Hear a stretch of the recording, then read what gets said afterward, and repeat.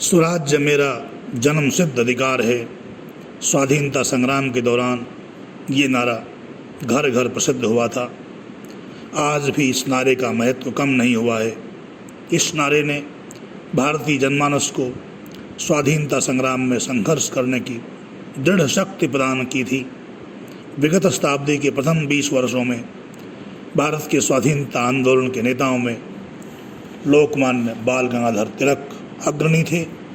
उन्हीं का दिया हुआ ये नारा स्वाधीनता हमारा जन्मसिद्ध अधिकार है।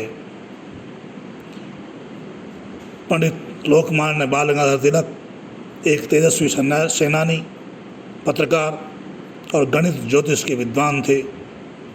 उनके नाम से सभी देशभक्त भारतीय परिचित हैं। लोकमान्य का जन्म 23 जुलाई 1856 को महाराष्ट्र के रत्नागिरी जिले में हुआ था। उनका वास्तविक नाम केशव था, लेकिन वह प्रसिद्ध हो गए बाल गंगाधर तिलक के नाम से। गंगाधर इनके पिता का नाम था, जबकि तिलक इनके वंश का नाम था। विगत शताब्दी के अंतिम दशक में वे आम जनता में बहुत प्रसिद्ध हो गए थे। जनता ने उनके कार्यों से प्रभावित होकर उन्हें लोकमान्य कहना शुरू कर दिया था। तब से यह शब्द उनके नाम का एक अभिन्न अंग बन गया। तिलक ने एमए तक शिक्षा प्राप्त की। उसके बाद एलएलबी की परीक्षा भी पास की और ये निश्चय किया कि वे समाज का कार्य करेंगे। उनके इस निश्चय में उनके एक मित्र गणेश गोपाल आगरकर भी शामिल थे। तिलक ने न्यू इंग्लिश स्कूल नामक एक शिक्षण संस्थान में कुछ समय काम किया। उसके बाद डक्कन एजुकेशन सोसाइटी नामक संस्था की स्थापना की और इसके तत्वावधान में फर्ग्यूसन कॉलेज की स्थापना की। तिलक ने इस संस्था में भी शिक्षक के रूप में काम किया। तिलक शिक्षा संस्थान चलाने के साथ साथ स्वतंत्रता संग्राम में भी कूद पड़े। उन्होंने 1918 में अखिल भारतीय कांग्रेस के अधिवेशन में भाग लिया। इसी समय महाराष्ट्र में प्लेग की बीमारी फैली। अंग्रेज सिपाहियों ने प्लेग की बीमारी की आड़ में जनता को अत्यधिक तंग करना शुरू किया। तिलक ने अपने पत्रों, केसरी और मराठा के माध्यम से अंग्रेज सिपाहियों के दुर्व्यवहार की आलोचना की और आम जनता में जागृति फैलाना भी शुरू किया। उनके इस व्यवहार से अंग्रेज सरकार उनसे अप्रसन्न हो गई और उन पर दोष लगाया कि वे जनता में सरकार के विरुद्ध आक्रोश फैला रहे हैं। इसी बीच एक अंग्रेज अधिकारी पर किसी ने गोली चला दी। परिणाम स्वरूप तिलक पकड़े गए। उन पर मुकदमा चला और उन्हें 19 मास की कड़ी सज़ा सुना दी गई। उन पर अभियोग था राजद्रोह का। इनके कारावास के विरुद्ध अनेक प्रसिद्ध व्यक्तियों ने, जिनमें जर्मन विद्वान भारतविद प्रोफेसर मैक्स मुलर और दादा भाई नरौरी शामिल थे, अंग्रेज सरकार से कहा कि वे तिलक को छोड़ दें। परिणाम ये निकला कि तिलक को 1 मास की सज़ा के बाद रिहा कर दिया गया।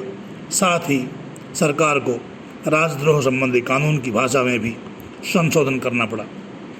लोकमान्य का राजनीति में पदार्पण एक ऐसे समय में हुआ जब देश में अत्याचारों का बोलबाला था। स्वाधीनता नाम की कोई चीज़ प्रसिद्ध नहीं थी। तिलक ने आकर इस दिशा में कार्य किया और भारतीय राजनीति में अपना एक स्थान बना लिया। देश में, विशेषकर महाराष्ट्र में, प्राचीन भारतीय गौरव को बरकरार रखने के लिए तिलक ने गणेश महोत्सव, शिवाजी महोत्सव आदि को एक नया रूप प्रदान किया। इसी से लोगों में एकता की भावना जागी। लोगों में एक नया उत्साह, स्वदेश प्रेम की भावना घर कर गई। राजद्रोह के मुकदमे के बाद तिलक देश के एक प्रसिद्ध नेता बन चुके थे। कांग्रेस पार्टी में उनका प्रमुख स्थान हो गया था। इस शताब्दी के आरंभ में कांग्रेस के नेताओं के त्रिमूर्ति लाल, बाल, पाल प्रसिद्ध हो गए थे। लाल लाजपत राय, बाल गंगाधर तिलक और पाल विपिन चंद्र पाल थे। उस समय की कांग्रेस पार्टी सरकार से राजनीतिक परिवर्तन मांगती थी किंतु अत्यंत शांतिपूर्ण तरीकों से, जिसे तिलक और उनके साथियों ने भिक्षावृत्ति का नाम दिया था। बाल लाल पाल का ये विश्वास था कि स्वतंत्रता हमारा जन्मसिद्ध अधिकार है, उसे छीना जाना चाहिए। इस बात को लेकर कांग्रेस दल में फूट पड़ गई। तिलक और उनके साथी गरम दल वाले कहलाए, जबकि गोखले और उनके साथी नरम दल वाले कहलाए। ये घटना 1907 की है। उस वर्ष कांग्रेस का अधिवेशन गुजरात में सूरत शहर में हुआ था। कांग्रेस की फूट से 2 वर्ष पहले तत्कालीन ब्रिटिश वायसराय लॉर्ड कर्जन ने बंगाल विभाजन की घोषणा कर दी थी। देश में स्थान स्थान पर बंगाल विभाजन के विरोध में होने वाले प्रदर्शनों के दौरान जनता पर हुए अत्याचारों के विरुद्ध तिलक ने अपने समाचार पत्र केसरी के माध्यम से आवाज़ उठाई थी। तब भी उन पर राजद्रोह का मुकदमा चला। उन्हें राजद्रोही घोषित किया गया। 6 वर्ष की सज़ा और 1000 रुपये का दंड भी दिया गया। सज़ा उन्हें काले पाने की दी गई थी, जिसे बाद में बदलकर साधारण कैद कर दिया गया। कुछ समय अहमदाबाद की जेल में उन्हें रखा गया, फिर मांडले म्यांमार जेल में भेज दिया गया। तिलक इस जगह भी विचलित नहीं हुए। मांडले जेल में रहकर उन्होंने अपनी विश्व प्रसिद्ध पुस्तक गीता रहस्य की रचना की। तिलक का कहना था कि गीता का उपदेश मनुष्य को संसार की बुराइयों से संघर्ष करने की शिक्षा देता है। ये मनुष्य को कर्म करने की शिक्षा देता है। तिलक के लिए स्वाधीनता संग्राम सबसे अधिक महत्वपूर्ण था। उन्होंने एक बार कहा, साक्षात परमेश्वर भी यदि मुझे मोक्ष प्रदान करने लगें तो भी मैं उन्हें कहूँगा, पहले मुझे मेरा देश गुलामी से मुक्त देखना है, क्योंकि मोक्ष कितनी भी उच्च कोटि का क्यों ना हो, है तो पराकोटि की स्वार्थ साधना ही। मुझे ऐसा लगता है कि ये प्रेरणा उन्हें वेदों के पुनरुद्धारक महर्षि दयानंद से मिली थी, क्योंकि महर्षि दयानंद ने भी एक संत से ऐसा ही कहा था, जब उन्होंने कहा था कि महाराज क्यों इस झगड़े में पड़े हो, देश धर्म के झगड़े में आप अपनी मुक्ति प्राप्त कर चुके हो, अब छोड़ो इस झंझट को। तो तिलक को भी प्रेरणा महर्षि से ही प्राप्त हुई। स्वराज्य का उल्लेख भी महर्षि ने ही सत्याग्रह प्रकाश में सबसे पहले किया था। तिलक 1914 में 6 वर्ष के कारावास से मुक्त हुए। इस समय देश और विश्व में राजनीतिक वातावरण काफ़ी बदल चुका था। प्रथम विश्व युद्ध आरंभ हो गया था। अगले वर्ष 1915 में नरम दल के कर्ता धर्ता गोपाल कृष्ण गोखले की मृत्यु हो गई। इसके दूसरे वर्ष 1916 में नरम दल और गरम दल फिर एक हो गए। इस समय तिलक ही एकमात्र प्रमुख नेता थे कांग्रेस दल के। विश्व युद्ध जोरों पर चल रहा था। ऐसे समय तिलक ने अप्रैल 1916 में स्वतंत्रता आंदोलन को आगे बढ़ाने के लिए होम रूल आंदोलन प्रारंभ किया। इसी वर्ष सितंबर में श्रीमती एनी बेसेंट ने भी इस प्रकार का आंदोलन आरंभ किया।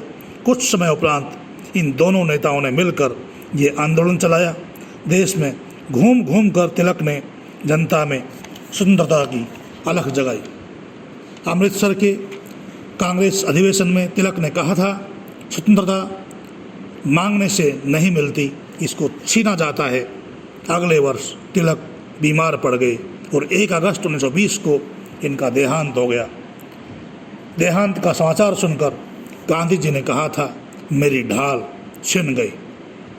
लोकमान्य तिलक स्वाधीनता संग्राम के एक ऐसे नेता थे जिन्होंने पहली बार इस आंदोलन को एक नया मोड़ दिया। गांधी जी दूसरे व्यक्ति थे जिन्होंने इस आंदोलन को एक दूसरा मोड़ दिया। तिलक सारे भारत के नेता थे जो राजनीति के साथ ही पत्रकार और एक सुविख्यात लेखक भी थे। इनके निकट सहयोगी लाला लाजपत राय ने इनकी मृत्यु पर कहा था, तिलक की मृत्यु के कारण भारत का प्रथम श्रेणी का देशभक्त और अर्वाचीन हिंदुस्तान का एक स्फूर्तिदाता चल बसा। आप सभी से निवेदन है कि चैनल को सब्सक्राइब कर लें ताकि आपको नए नए ज्ञानवर्धक वीडियो प्राप्त होते रहें। इति ओम शांति।